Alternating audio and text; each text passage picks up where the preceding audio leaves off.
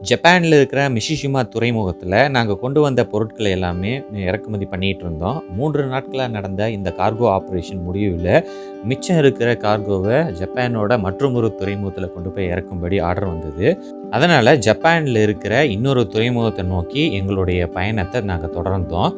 இந்த 3 நாட்கள் நாங்க மிஷிஷிமால இருந்தோம். எங்கனால வெளிய போய் சுத்தி பார்க்க முடியல. ஏன்னா, இந்த கொரோனா அச்சம் காரணமா கம்பெனி வந்து எங்கள வெளிய போக வேண்டாம் அப்படின்னு கேட்டுக்கிட்டாங்க.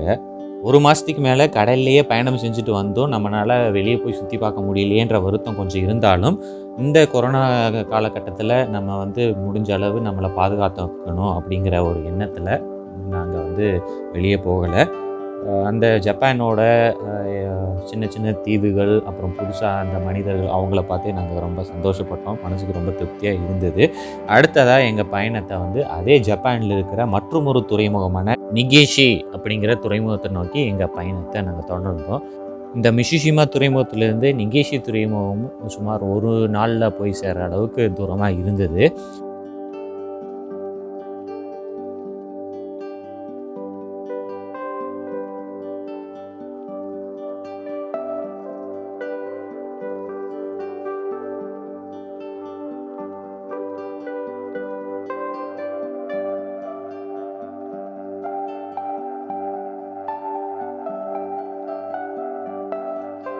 இந்த நிகேஷி துறைமுகத்திலயும் வெளியே போறக்கான அனுமதி மறுக்கப்பட்டிருந்தது. ஆனால் இந்த கொரோனா பரவல் ஆரம்பிப்பதற்கு முன்பு, அதாவது ஒரு 2 1/2 வருடங்களுக்கு முன்பு இதே துறைமுகத்துக்கு நான் வேறொரு கப்பல்ல வந்தப்ப வெளிய போக அனுமதிச்சாங்க.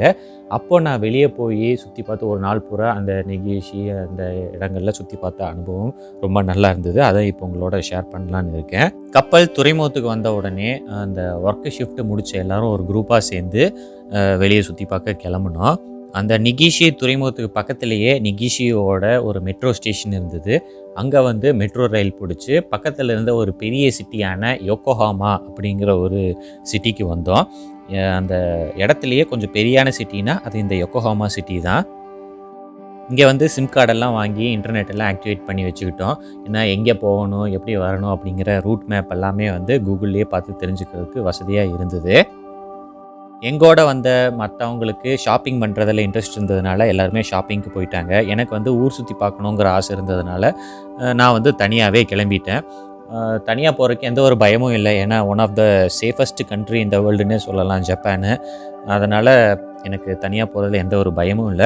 மேலும் எங்கே போறோம் அப்படிங்கிறத தெரிஞ்சுக்கிறதுக்கு கூகுள்ல பார்த்து தெரிஞ்சுக்கிட்டேன். சில நேரங்கள்ல கூகுள் சொதப்புனாலும், அ மக்கள்ட்ட கேட்டும் இங்க போலாம் அப்படிங்கிறத வந்து அவங்ககிட்டயும் சஜஷன் கேட்டு அங்கெல்லாம் போக ஆரம்பிச்சேன்.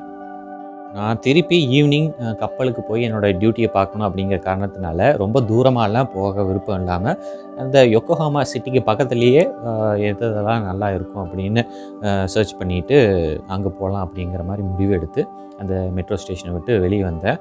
அப்போ ஃபர்ஸ்ட்டா நான் வந்து போகலாம் அப்படின்னு முடிவு எடுத்த இடம், நிசானோட குளோபல் ஹெட் குவார்ட்டர்ஸ். யோக்கோஹாமாவோட ரயில்வே ஸ்டேஷன்லேருந்து ஒரு 5 நிமிஷம் வாக்லேயே இந்த இடத்துக்கு வந்துரலாம். இந்த இடம் உள்ள ரொம்ப நல்லா இருக்கும். நிறைய காரெல்லாம் பார்க்கலாம் அப்படின்னு ரிவ்யூஸில் போட்டிருந்தாங்க. ஸோ நம்மளையும் உள்ளே விடுவாங்க. நம்மளும் போய் பார்க்கலாம் அப்படிங்கிற ஒரு தைரியத்தில் நானும் வந்து உள்ளே போனேன். உள்ள என்ட்ரி ஆகுறதுக்கு என்ன ப்ரொசீஜர்ன்னு எல்லாம் தெரியல.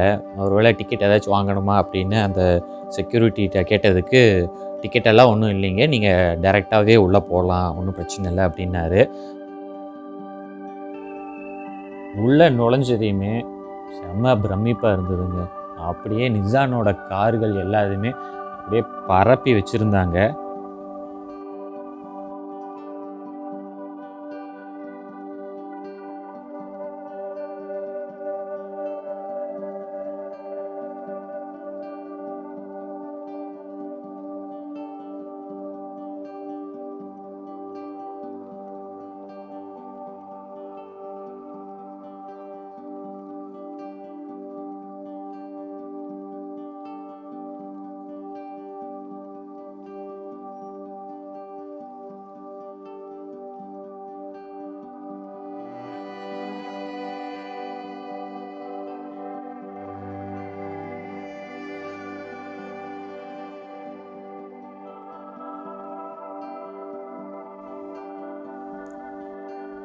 இந்த காரில் உட்காந்து பார்க்கணும் அப்படின்னு ரொம்ப ஆசையாக இருந்தது.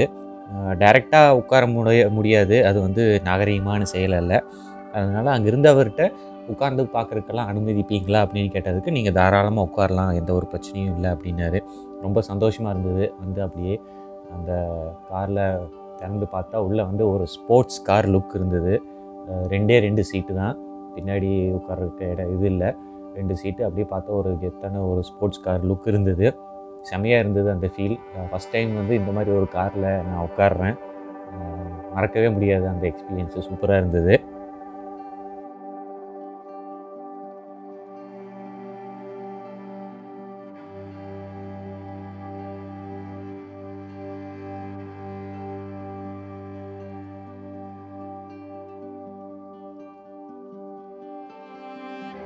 காரை பார்த்துட்டு வெளியே வரும்போது அங்கே இருந்த சேல்ஸ் பர்சன் வந்து கார் எப்படி இருக்குன்னு கேட்டார். கார் ரொம்ப சூப்பராக இருக்குது அப்படின்னு சொன்னதுக்கு ரொம்ப சந்தோஷப்பட்டார். அப்புறம் மேற்கொண்டு அந்த காரோட ஸ்பெசிஃபிகேஷன்ஸ் எல்லாம் தெரியல, அதுக்கு ஏதாச்சும் ஒரு கேட்லாக் மாதிரி பேப்பர் மாதிரி இருக்கா, ஸ்பெசிஃபிகேஷன்ஸ் இருக்கிறது மாதிரி இருக்குன்னு கேட்டதுக்கு, இருக்குது, நான் உங்கள்கிட்ட தர்றேன். பக்கத்தில் இன்னும் 2 கார் புதுசு இருக்குது, அதுவும் உங்களுக்கு வேணுமா? சரி கொடுங்க, பேப்பர் தானே, அதில் பார்த்து தெரிஞ்சுக்கலாம் அப்படின்னு கேட்டதுக்கு, ஓகே நான் தர்றேன் வாங்கன்னு கூட்டிகிட்டு போனார். அந்த ரிசப்ஷனிஸ்ட்டை அப்படியே கேட்லாக்கெல்லாம் போட்டு கொடுங்க அப்படின்னாரு. அப்புறம் நீங்கள் யார், எங்கேருந்து வர்றீங்க அப்படின்னு கேட்கும்போது, இந்த மாதிரி நான் ஷிப்பில் ஒர்க் பண்ணுறேன், ஃப்ரீ டைமில் அப்படியே சுற்றி பார்க்குறதுக்காக வந்தேன், இந்த ஷோரூம் நல்லா இருந்தது பார்க்க வந்தேன்னு சொன்னதுக்கு, ரொம்ப சந்தோஷம் இங்கே வந்ததுக்கு அப்படின்ற மாதிரி சொன்னார். கேட்லாக் வந்து ஏதாச்சும் ஒரு சின்ன பேப்பரில் நம்ம ஊரில் வந்து ஒத்த பேஜில் இருக்கிற மாதிரி இருக்குன்ற மாதிரி எதிர்பார்த்து தான் நான் கேட்டேன். அது என்னன்னா ஒரு பெரிய புக்கே, இந்த ஆட்டோ கார் மாதிரி மேகசின், பெரிய பெரிய மேகசினாக இருந்தது. ஒரு 2 காருக்கு 2-3 காருக்கு சேர்த்து வச்சு ஒரு ஃபுல்லாக ஒரு பேக்கில் போட்டு கொடுத்துட்டாங்க. அது எனக்கே வந்து ரொம்ப ஆச்சரியமாக இருந்தது. ஏன்னா இவ்வளோ பெரிய இதை வந்து அப்படியே பேக்கில் போட்டு கொடுத்துருக்காங்கன்னு. கார் வாங்க வரல அப்படின்னு தெரிஞ்சும் அப்படியே இவ்வளோவையும் போட்டு கொடுக்குறாங்க அப்படின்னு நினைக்கும்போது ரொம்ப சந்தோஷமாக தான் இருந்தது. அடுத்து இன்னொரு புது காரை வந்து எக்ஸ்பிளைன் பண்ணிகிட்டு இருக்காங்க, வேணால் அதையும் போய் பாருங்கள் அப்படின்னாரு. சரி, இந்த ஷோரூம் ஃபுல்லாக வந்து காரு இருக்குது, நான் ஒவ்வொன்றா பார்த்துட்டு அப்படியே அங்கே வர்றேன் அப்படின்னு சொன்னேன்.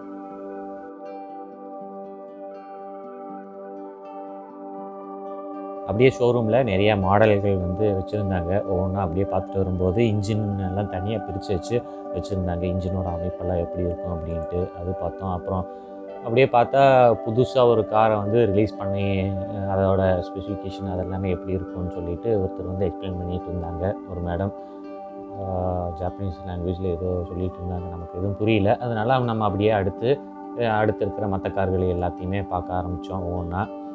ஒவ்வொரு வருஷம் மாடலும் நிசானோட இதில் என்னென்ன ரிலீஸ் ஆகிருக்கு அப்படின்னு அந்த வருஷம் போட்டு அந்த மாடல் போட்டிருந்தாங்க.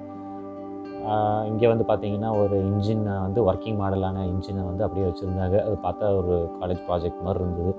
எப்படி ஒரு இன்ஜின்லேருந்து பவர் ட்ரான்ஸ்மிஷன் நடக்குது அப்படிங்கிறத வந்து சிம்பிளாக ஒரு எக்ஸ்பிளைன் மாதிரி போட்டு வச்சுருந்தாங்க.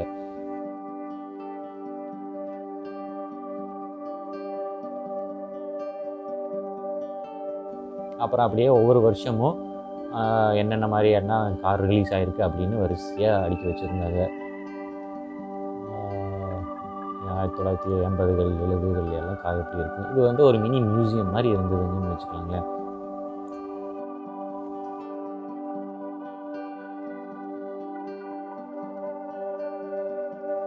கொஞ்ச நேரம் அங்கே டைம் ஸ்பெண்ட் பண்ணிவிட்டு வெளியே வரும்போது சாப்பிட்ற நேரம் ஆயிடுச்சு. பக்கத்துலேயே வந்து ஒரு ஹோட்டல் இருந்தது, ஒரு ரெஸ்டாரண்ட். அங்கே போய் சரி சாப்பிட்லாம் அப்படின்னு உள்ளே வந்து உட்காந்து அப்படியே மெனுவெல்லாம் பார்த்தா எல்லாமே ஜாப்பனீஸில் இருந்தது. புரியாத ஏதாச்சும் ஒரு டிஷ் ஆர்டர் பண்ணி கஷ்டப்படுறத விட தெரிஞ்ச ஏதாச்சும் ஒரு டிஷ் ஆர்டர் பண்ணி சாப்பிட்டுக்கலான்னு நூடுல்ஸ் ஆர்டர் பண்ணியிருந்தேன். ஸோ நூடுல்ஸ் வந்து கொண்டு வந்து கொடுத்தாங்க. சாப்பிட்டதுக்கப்புறம் பில்லை பே பண்ணும்போது, நீங்கள் வந்து டிப்ஸ் வாங்குவீங்களா அப்படின்னு கேட்டதுக்கு, இல்லை வாங்க மாட்டோம் அப்படின்ட்டாங்க. ஸ்டார்டிங்கில் புரியல நான் என்ன சொல்கிறேன்னு. அதுக்கப்புறம் நான் டிப்ஸ் கொடுக்குறதுக்காக கேட்குறேன்னு சொன்னதையுமே, இல்லை எங்களுக்கு வேண்டாம், அந்த மாதிரி பழக்கம் இல்லை அப்படின்ட்டாங்க. சாப்பிட்டு அடுத்து எங்கே போகலாம் அப்படின்னு நெட்டில் செக் பண்ணால், நான் இருந்த இடத்துக்கு பக்கத்துலேயே ஒரு முக்கியமான ஒரு சைட் சீயிங் பிளேஸ் இருந்தது. அதுதான் யோகோஹாமா நகரத்தோட லேண்ட்மார்க் டவர். ஜப்பான் நாட்டில் 4வது உயரமான டவராக இந்த லேண்ட்மார்க் டவரை சொல்கிறாங்க. சுமார் 69 ஃப்ளோர் கொண்ட இந்த டவரில் 5 ஸ்டார் ஹோட்டல்கள், ரூமுகள், ரெஸ்டாரண்ட்டுகள், ஷாப்பிங் காம்ப்ளெக்ஸ் இப்படி நிறைய இருக்குது. இந்த லேண்ட்மார்க் டவரோட சிறப்பு அம்சம் என்னன்னு பார்த்தீங்கன்னா, டவரில் பொருத்தி இருக்கிற லிஃப்ட்டு. அதாவது கிரவுண்ட் ஃப்ளோர்லேருந்து இந்த 69வது மாடி வர்றதுக்கு வெறும் 40 செகண்டில் வந்துடலாம் அப்படிங்கிறது தான். இது வந்து கின்னஸ் ரெக்கார்டில் இடம் பிடிச்சிது. ஆனால் இதுக்கப்புறம் வந்து சில டெக்னாலஜி வந்து இதை முறியடிச்சிருச்சு.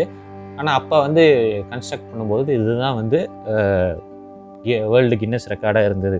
மணிக்கு சுமார் 45 கிலோமீட்டர் ஸ்பீடில் இந்த லிஃப்ட் வந்து அந்த 69வது மாடிக்கு போகும். ஏறி ஒரு 40 செகண்ட்ஸில் 69வது மாடிக்கு போயிடும். அந்த அளவுக்கு ஃபாஸ்ட்டு. இந்த டவரோட உச்சியில் இருக்கிற 69வது ஃப்ளோர்லேருந்து பார்த்தா அந்த யோக்கோஹாமா சிட்டியே ஃபுல்லாக பார்க்கலாம். அப்படியே 360 டிகிரியில் அப்படியே ஃபுல்லாக சுற்றி பார்த்தா அந்த மொத்த சிட்டியும் தெரியும். ப்ளஸ் ரொம்ப வெதர் எல்லாமே ரொம்ப கிளியராக இருந்ததுன்னா, அதாவது மேகமூட்டம் பனிமூட்டமெல்லாம் இல்லாமல் இருந்ததுன்னா, அந்த ஜப்பான் நாட்டில் இருக்கிற மவுண்ட் ஃபுஜி அப்படின்னு சொல்லப்படுற அந்த மிகப்பெரிய ஒரு மலையை இங்கிருந்து பார்த்தாலே தெரியும் அப்படிங்கிறது தான். டவரோட உச்சியிலிருந்து பார்த்தா அந்த சிட்டி வந்து வேறு லெவலாக இருந்ததுங்க. மொத்த சிட்டியும் வந்து அந்த இடத்துல இருந்து பார்க்குறதுக்கு சூப்பராக இருந்தது. சிட்டியில் கார்கள் எல்லாமே போகிறது எல்லாமே மேலேருந்து பார்க்கும்போது அந்த வியூ வந்து சூப்பராக இருந்தது. நான் போன அந்த நேரத்தில் வந்து பனிமூட்டம் கொஞ்சம் இருந்ததுனால என்னால் அந்த மவுண்ட் ஃபுஜியை வந்து ரொம்ப கிளியராக பார்க்க முடியல, அது தெரியல. ஆனால் பக்கத்தில் இருந்த சிட்டியோட வியூ, பேர்ட்ஸ் ஐ வியூன்னு சொல்கிற அந்த மேலே வந்து பார்க்குற அந்த வியூ வந்து சூப்பராக இருந்தது. அங்கேயே வந்து ஒரு 1 மணி நேரம் வரைக்கும் டைம் ஸ்பெண்ட் பண்ண முடிஞ்சது. அந்தளவுக்கு சூப்பராக இருந்தது. இனியும் பார்க்க வேண்டிய இடங்கள் நிறையா இருந்தாலும் கப்பலில் என்னோடய டியூட்டிக்கான நேரம் ஆயிட்டதுனால நான் திருப்பி கப்பலுக்கு போக வேண்டிய கட்டாயம் இருந்தது. அதனால் நான் மறுபடியும் அங்கே டவர்லேருந்து இறங்கி அந்த யோக்கோஹாமாவோட ஸ்டேஷனுக்கு வந்துட்டேன். அங்கேருந்து ட்ரெயின் பிடிச்சி மறுபடியும் அந்த நிகிஷியோட ரயில்வே ஸ்டேஷனுக்கு வந்துட்டேன். கரெக்டாக அந்த டாக்ஸி எங்களை கொண்டு வந்து எங்கேயே இறக்கி விட்டாங்களோ அங்கே வந்து வெயிட் பண்ணிகிட்டு இருந்தோம். டாக்ஸி டிரைவரும் சொன்ன டயத்துக்கு கரெக்டாக அங்கே வந்துட்டார். எங்களை பிக்கப் பண்ணிட்டு மறுபடியும் துறைமுகத்திலேயே கொண்டு போய் எங்கள் கப்பல் இருந்த இடத்துல இறக்கி விட்டுட்டாங்க. பல நாட்கள் கடல் பயணத்துக்கு அப்புறம் இந்த மாதிரி ஒரு நாள் வெளியே போய் சுற்றி பார்க்கறதுக்கான வாய்ப்பு கிடைச்சது. ரொம்ப சந்தோஷமாக இருந்தது. அதுலேயும் முக்கியமாக இந்த மாதிரி புது புது மனிதர்கள், புது இடங்கள் இது எல்லாமே பார்க்குறது வந்து மனசுக்கு ரொம்ப புத்துணர்ச்சியாகவும் இருந்தது. இது எல்லாமே கொரோனா பரவல் ஆரம்பிப்பதற்கு முன்பு இருந்தது. இப்போ எல்லாமே ரெஸ்ட்ரிக்ட் பண்ணிட்டாங்க. வெளியே போய் சுற்றி பார்க்க முடியாது அப்படின்னு சொல்லிட்டாங்க. அதனால் நாங்கள் அந்த துறைமுகத்தில் இருந்த 3 நாளும் கப்பலை விட்டு வெளியே எங்கேயும் போகலை. இந்த 3 நாள் கார்கோ டிஸ்சார்ஜை முடித்ததுக்கப்புறம் எங்கள் கப்பல் அந்த துறைமுகத்திலிருந்து கிளம்பிடுச்சு. அடுத்ததாக எங்கள் கப்பலை சிங்கப்பூர் போய் கார்கோவை லோட் பண்ண சொல்லி ஆர்டர் வந்தது. ஜப்பான்லேருந்து சிங்கப்பூர் போகிறதுக்கு சராசரியாக 10 நாட்கள் ஆகும். சவுத் சைனா சீ போன்ற பல முக்கியமான கடல் பகுதியை கடந்து தான் சிங்கப்பூர் நாங்கள் போகணும். இந்த பயணம் நல்லபடியாக அமையும் அப்படிங்கிற ஒரு நம்பிக்கையோட எங்களோட பயணத்தை நாங்கள் தொடர்ந்தோம். ஜப்பானில் சுற்றி பார்த்த அனுபவம் ரொம்ப நல்லா இருந்தது. அதை வந்து உங்களோட ஷேர் பண்ணுறதில் எனக்கு ரொம்ப சந்தோஷம். இந்த அனுபவம் வந்து உங்களுக்கு பிடிச்சிருந்ததுன்னா கண்டிப்பாக லைக் பண்ணுங்கள். மேலும் இதை பற்றி உங்களோட கருத்து என்ன அப்படிங்கிறத கமெண்ட் செக்ஷனில் மறக்காமல் சொல்லுங்கள். மீண்டும் அடுத்த வீடியோவில் உங்களை சந்திக்கிறேன். அது வரைக்கும் நன்றி.